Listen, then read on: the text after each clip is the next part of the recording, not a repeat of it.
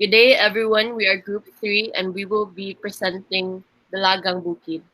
So, this is from pre war Philippines, specifically in 1919, and our primary source is from an online source. So, the reporters will be Faith Go. I will be reporting slides 1 to 14. And I am Marian Abasia, and I'll be reporting slides 15 to 28. So here are our primary sources. So the first one, we have the Dalagang Bukid IMDb page. So this is one of our online sources and the link is stated below. For the second primary source, we have the Dalagang Bukid by Hermogenes Ilagan and Leon Ignacio, the complete Sarsuela. So this is also an online source and the chorus was done by the UP Singing Ambassadors. The recording was also by CCP Sarswala series, and the link is also stated below. So these are the primary sources we have gathered about the Lagang Bukid, the Sarsuela, and film, since most of the sources were destroyed during World War II. Here's the original film poster and a scene from the 1919 film directed by Jose Nepomuceno. Here is a screenshot of the film's IMDb page. In the page, a short summary of the film is included. This is the first Filipino feature-length film made by a Filipino director regarded as the father of Filipino movies and is now lost forever. Dalagang Bukid is a story about a young flower vendor named Angelita who was forced by her parents to marry a wealthy old man, Don Silvestre, despite her love for Cipriano, a law student. Since we could not find a copy of the original film itself, we have here a YouTube link of the Dalagang Bukid Sarsuela recorded by CCP Sarsuela series. Here is a short clip of the video. Akin ang bahala mga kasama at may pahintulot ako ng may-ari ng hotel na hanggang alas 12:30 tatagal ang kasiyahan. Ay! Maraming salamat at kapalik. Tuloy! Pagsikain kayo yan. Maraming pagkain yan. Captain John! Captain John! Captain John, maraming salamat at dumalang basik parangal ko para kay Amelita. Masayang paging ito ang Mr. Suripolo. Matiging kayo sa inyong tagumpay. Congratulations daw sa Facebook. Maraming salamat, Captain John. Biling. Asikasuhin mo siya, ha? Sige, Captain John. Asikasuhin mo mga bisita ko, ha? Bye-bye, Captain John. Bye-bye, Captain John. Make happy, ha? So to start, here we have status of Philippine film and cinema. In the 20th century, there were 3 different theaters present in Manila, Philippines: Tagalog, Spanish, and Chinese. Chinese theaters were very known for their exotic and colorful performances. Spanish theaters were very known to the elites. The performances were dramas, as well as concerts and operas, while Tagalog theaters were showing Moro Moro, the conflict between Christians and Moors, and Zarzuelas. It was the natives who started to write the plays about the conflict of Christians and Moor. It was unchanged from 1650 to 1950. The plays about Moro Moro were then outplayed by Zarzuelas when Nepomuceno came and made Zarzuelas as royal entertainment in Spain, to the extent that wealthy Filipinos financed Spanish theatrical productions to Manila. When the Tagalog Zarzuela became popular, it was played almost every week at the Manila Grand Opera House, and even the lower social classes have attended, including Atang de la Rama, the lead actress in the Dalagang Bukid movie. As cinema entered the country, people from the upper class were primarily the audience. Unfortunately, film gradually lost its novelty and the admission prices were lowered after the first film screenings. The lowered prices, however, secured the patronage of the poorer segments of society. Ella Shohat and Robert Stam argue that the urban elite in the colonized countries increased their association and identification with the colonizer and the Western Empire. This argument is applicable in the Philippines, as almost all the films that were seen were made through European and American perspectives. Films portraying European and American perspectives were commonly shown since a large part of the audience were Europeans and Americans living in Manila. The situation gradually changed as cinema prices decreased, and in 1912, films made by Americans named Harry Brown, Edward M. Gross, and Albert Yearsley, who resided in the Philippines, started to portray domestic issues. It was, however, Jose Nepomuceno who was able to break the identification of the elite with the colonizer, whether American or Spanish, and create national consciousness among the Filipinos. During the early years of filmmaking, the budgets and financial capacity of the film producers were still uncertain. In order to gather enough capital, Jose Nepomuceno sold negatives and parts of his movies almost as commodities and provided technical expertise to filmmakers from other film companies. As a means of livelihood, the film industry was looked down upon. Thus, it was a struggle to find actresses as the film industry was preconceived as a dirty business, and that it would be hard for a woman to find a good husband. It was therefore important during that time to convince people from the upper class to venture into acting. Nepomuceno primarily used young actresses, often teenagers, in his movies. His wife, Isabel Acuna, helped him recruit actresses by going from door to door to convince parents to permit their children to perform. An article in The Citizen in September 1919 written by Miguel G. Luna, entitled "The Value of the Motion Picture in the Philippines," mentioned about the positive influence and use of cinema just days after the premiere of Dalagang Bukid. Articles from The Independent in the 1920s gave an indication of the gradual change of attitude toward cinema.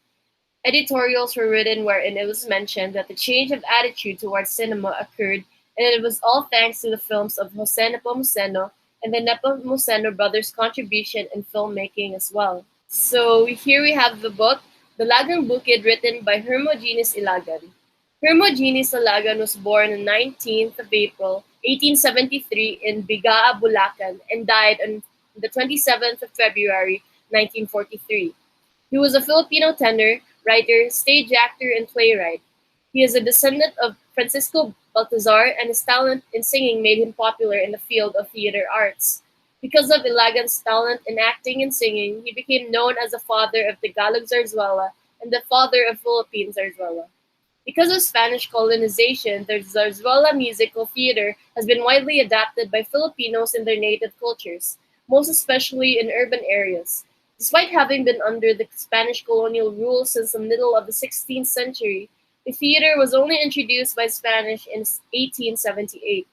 Basically, Zarzuela originated in Spain during the 17th century. During the 19th century, it reached its definitive form as a mixture of instrumental music, singing and dancing, and the spoken word. Hermogenes Alagan wrote some of the best-loved Tagalog zarzuelas of all time. His most popular zarzuela, Dalagang Bukid, has been mounted for an unprecedented number of times, perhaps the most performed Tagalog play of all time. Made into a movie starring Atang de la Rama, the superstar of her era, it ushered in the sound era and became the first real blockbuster hits of Philippine cinema. Ilagan wrote about 100 zarzuelas. Many of those scripts were destroyed during the Second World War, but his more notable works have survived, and they display Ilagan's grasp of the social milieu. Some of the issues that he tackled during his time remain burning concerns up to this day, like divorce, homosexuality, gambling and superstition, and patronage politics. Among these zarzuelas that Ilagan wrote and produced were the following: Ang Buhay Nga Naman, Ang Buwan ng Oktubre, Bill de Divorcio, Dahil Kayo Na, Dalagang Bukid, Dalawang Hangal, Ikaw ng Katotohanan, and many others. So here we have Dalagang Bukid, directed by Jose Nepomuceno. Jose Nepomuceno was one of the pioneering directors and producers of Philippine cinema.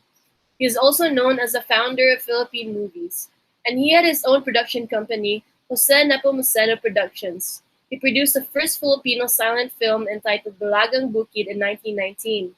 The film starred Atang de la Rama, a future national artist of the Philippines. In his early 20s, Nepomuceno mastered the craft of photography and rose to prominence in Manila, which was the prelude to start a film company, Malayan Movies. The concept of production design and art direction for the movies was first applied and put to use in his photography studio. Many of his customers used his sets as background for picture taking. Before he started making feature films, he also made subtitles in English and Spanish, which he inserted in French and Italian films. As he became an accredited correspondent of Path and Paramount News, his newsreels were shown abroad. Nepomuceno's newsreels included the funeral of the first wife of House Speaker Sergio Osmeña Sr. in Cebu, filming the wife of the boxer Pancho Villa as he became the flyweight champion, and the earthquake in Japan in 1923. As the sound technology arrived in the Philippines in 1929, Nepomuceno produced Punyal na Ginto in 1932, a movie based on the novel by Antonio Sempio. It was the very first Filipino-produced sound movie made in the Philippines. Nepomuceno discovered and trained about 90% of the pre-war craftsmen in both the creative and technical fields of the industry, including stars, directors, and technicians. He continued directing and producing movies until he passed away on December 1, 1959 at the age of 66. Production and release of Dalagang Bukid. On May 15, 1917, Nepomuceno bought his first film equipment from Albert Yearsley and Edward Meyer Gross. For the next 2 years, Nepomuceno practiced using the equipment in preparation for making the first locally produced feature film in the Philippines. He decided to adapt Hermogenes Ilagan's Zarzuela titled Dalagang Bukid, which was successfully performing at the box office at that time. Dalagang Bukid, which was written by the father of the Tagalog Zarzuela, Hermogenes Ilagan, with music composed by Leon Ignacio, talks about a young flower vendor, Angelita, and her childhood sweetheart, Cipriano. For the casting, he decided to use the original performers of the Zarzuela, which included Atang de la Rama and Marceliano Ilagan, the latter being the brother of Hermogenes. The film was released with English, Spanish, and Tagalog subtitles. During its theatrical run, leading actress De La Rama had to sing Nabasag ang Banga, a song which is part of the film, for every screening of the film in Manila, along with three others playing a violin, a cornet, and a piano. Released on September 12, 1919, it was a major box office success, earning 90,000 pesos from a budget of 25,000 pesos. Plot: Dalagang Bukid is a story about a young flower vendor named Angelita, played by Atang de la Rama, who is forced by her parents to marry a loan shark, Don Silvestre, despite her love for Cipriano, a law student. Angelita's parents are blind to her reciprocated love for Cipriano, as their shortage of money and consumption by various vices make Don Silvestre's offer of marriage attractive. With her siblings, Angelita shines shoes at a church to provide income to her parents. Meanwhile, Angelita's parents give Don Silvestre permission to marry their daughter after he arranged for her to win a beauty contest. Before going to Angelita's coronation, Cipriano and Angelita get married in secret. At the coronation, Don Silvestre faints after learning about Angelita and Cipriano's wedding. Why did he choose to make a film adaptation of the certain zarzuela? Back then, zarzuelas and moro-moro were the main forms of theater. The appeal of the zarzuela could be attributed to its comedic and musical elements, which made for a livelier kind of entertainment. Moro-moros, on the other hand, depicted battles between Christians and Muslims. In the early 1900s, as zarzuelas became popular in the city, Moro-moros drew in the crowds in rural areas. This wasn't the first zarzuela to be adapted into the big screen.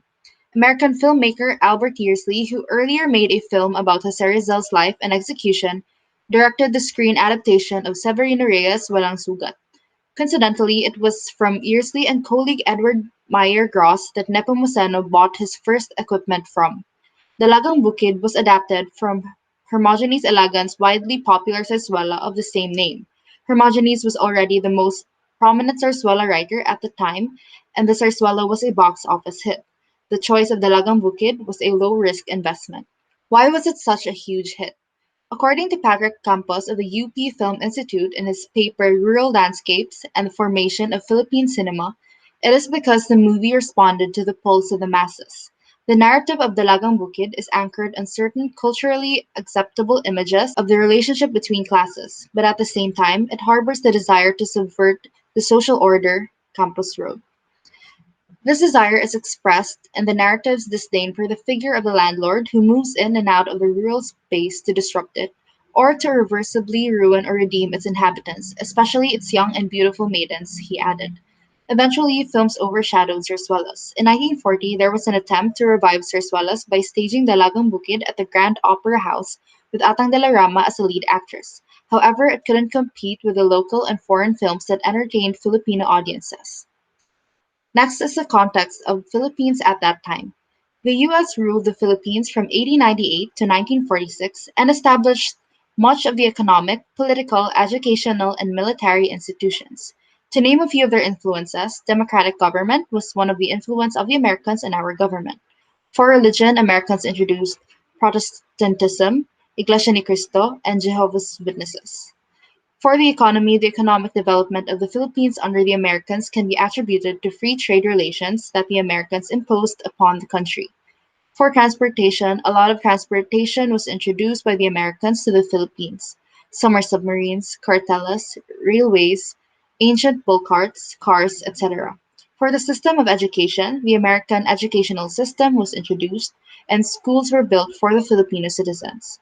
Filipinos were influenced in arts, culture, and tradition as well. I would like to give a brief description as well about the native Philippine society and kin system in 1919. So, in the year 1919, Alfred Louis Kreber of the American Museum of Natural History wrote that the principles characterizing native society in the Philippines are number one, a lack of political structure or sense, except where foreign influence, chiefly Mohammedan, is clear. Number two, the place of political organization is taken by an organization on the basis of actual kinship modified secondarily by community of residents or economic interests. Number three, the stratification of society into wealthy, poor, and economically deficient is emphasized by the translation of these classes into nobility, free, and slaves. Number four, there is no chieftainship other than is based on the combination of personal qualities with preeminence among the nobility, that is, precedence in wealth. Exceptions are again due to Mohammedan or Christian influence. Number five, property being wholly transmitted by inheritance except for some consumption in sacrifice and rank inclining to follow wealth. There's a strong tendency for social status to be hereditary. Number six, the mechanism of law is economic instead of political. Legal claims are enforced only by the threat or exercise of violence and adjusted by transfers of property. Number seven, there are no totems, clans, nor any system of exogamy between artificial kin groups. Number eight, women are socially the equals of men. This is clear from their position in marriage, descent, and the holding of property. The division of labor between the sexes is on a physiological rather than a social basis. Next is the social significance. Dalagang Bukid showed many of the woes plaguing the Filipino society. A lot of issues in the society of that time were presented. Such social issues include gambling, Americanization, infidelity, poverty, the power of money versus the power of love, parents' view on marriage, and corrupt government officials. To mention a few specific examples, in Dalagang Bukid, the parents, who were gamblers, did not care about the well being of their daughter and wanted a son in law who could give them financial security. One of the characters, who was a Filipina, married an American because of his money. She tries to be sophisticated by speaking English, however, she has a broken accent. Contrasting the genuine love between the characters Angelita and Cipriano is the love and desire of other characters in the play where delusion, jealousy, and infidelity play major roles. Lastly, Don Silvestre is part of the upper crust of society who is used to getting what he wants because of his money. According to an article from the Inquirer, through the storyline of Dalagang Bukid, we get to learn about the issues such as gambling, usury, colonial mentality, and other negative values. Aside from the negative values, Dalagang Bukid is also a story filled with positive and redeeming Filipino values. Through the character of Cipriano, the story shows an ideal Filipino who embodies righteousness and trust. Angelito, on the other hand, demonstrates every Filipino's deep love of family and respect for elders. Both Cipriano and Angelita show the admirable Filipino trait of resilience despite adversities. Dalagang Bukid features Filipino customs, traditions, and the Filipino heritage of faith. It showcases as well the penchant for pageantry, featuring a festival, a religious procession, the coronation of a festival queen, and the Salon de Baile. Aside from the significance of Nepomuceno's films, Jose Nepomuceno also had the instincts of a journalist. He used his equipment to capture important events such as the funeral of the first wife of House Speaker Sergio Osmeña Sr. in Cebu. He also filmed the wife of the boxer Pancho Villa as he became the flyweight champion. Other important events he captured were the signing of the Philippine Constitution and the signing of the country's fundamental law. He also happened to produce the first newsreel taken by a Filipino outside the Philippines, which is the Great Kanto earthquake in Japan of 1923. Next is the effect and contribution to the Philippines. The American occupational government tried to silence and inhibit the forces of independence through different means, which resulted in artistic, intellectual, and political opposition. Nepomuceno's way of showing resistance and opposition was by making films with stories that portrayed Filipino traditions and customs. Basically, Nepomuceno was part of the group of Filipino innovators and intellectuals who amplified the intensity of the forces for independence through artistic endeavor. He was involved in creating an imagined community by portraying Filipino views, lives, and traditions through his works, which all in all contributed to the nation building process.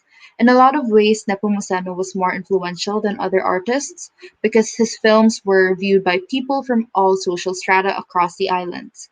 Additionally, he was also considered more influential because his films adapted important Filipino novels, poems, and plays for the screen. Nepomuceno managed to break the identification of the elite with the colonizer, whether American or Spanish, and started creating a national consciousness. He was able to create a national consciousness by making films that were adapting important Filipino novels and plays to the screen, showing native lives and environments, and covering important political topics and thereby creating public opinion. Many reviews about his work were published in the newspapers. These reviews would talk about how his films are connected to nation building and independence. The creation of a national consciousness served as a cornerstone in the process of building a nation and defining the Filipino identity. Before the existence of Filipino made films, the language of the colonizer, which was first Spanish, later on English, served as the principal means of communication between the various language communities in the Philippines. The films of Nepomuceno contributed in making Tagalog the foundation of the national Filipino language because his works helped spread the Tagalog culture and language to the other parts of the Philippines. The Filipino film industry therefore induced unity between the Filipinos, contributed to the formation of the national Filipino identity, and played an important role in the spread of Tagalog language and culture. Next is the effect and contribution to Philippine film and cinema. The films of Nepomuceno created an apparent change of attitude towards cinema which occurred in the beginning of 1927. His films proved the importance of domestic filmmaking. According to an editorial in January 1927 entitled National Film Industry, it was stated that patronage and cooperation should be offered to the Nepomuceno brothers because they are the originators of this new industry of the country.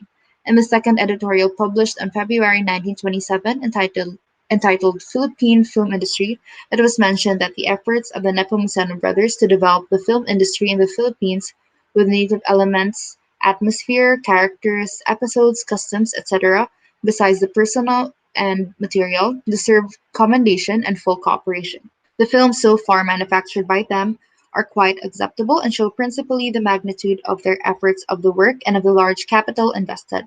The sum total of these efforts and means must be taken into consideration by patriotic citizens in order that such efforts might not be wasted and that the community might derive full benefits from the introduction of so important and lucrative a business as the movie industry, which involves the cultivation of the dramatic art by the people and the propagation of new ideas and the refinement of the artistic taste of the masses. Jose Nepomuceno was even described as the pioneer Filipino film producer, and that the nature of the task he embarked on when starting to produce films was likened to Lindbergh's flight across the Atlantic. Basically, the status of cinema started growing as Nepomuceno engaged himself in the art. The newspapers supported his enterprise and understood its importance for the Philippines' nation-building endeavors. Nepomuceno managed to create a national consciousness, and as he continued to master the art form, his influences towards the people grew. In fact, according to the diagram from the Rosenstock's Manila City Directory, we can observe an increase in the three variables presented in the diagram. The diagram shows that the film industry was gradually growing and that it became increasingly profitable. There is also an increase in the number of film producers and film supply dealers, which shows that the market was getting bigger, and more companies therefore got engaged in the film industry. This was a strong development compared to the year 1910 when Pathé Film was the only film exchange available. The number of films made in the Philippines also increased. Up until the year 1931, it was less than 10 movies a year, but in 1932, 23 films were made in the Philippines. Half of these films were made by Nepomuceno's film production company, Malayan Pictures Corporation.